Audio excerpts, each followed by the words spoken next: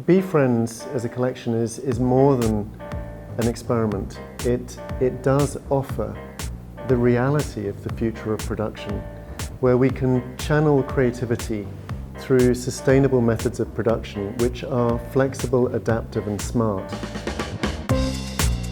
So we saw an opportunity, having met Batchworks in London in the last year, and we're incredibly excited by the 3D printing technology and also the opportunity to create something that was radically addressing climate change and sustainability within our industry.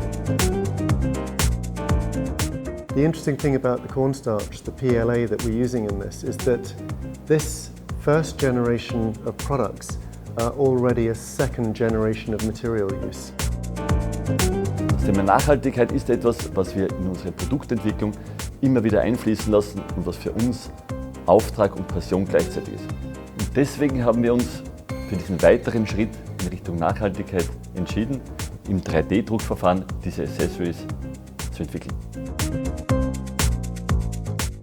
So designing the collection, we've looked at it from both a home perspective and a workplace perspective.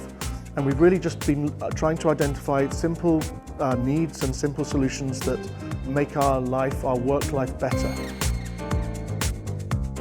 To be honest, we're really excited by this collection.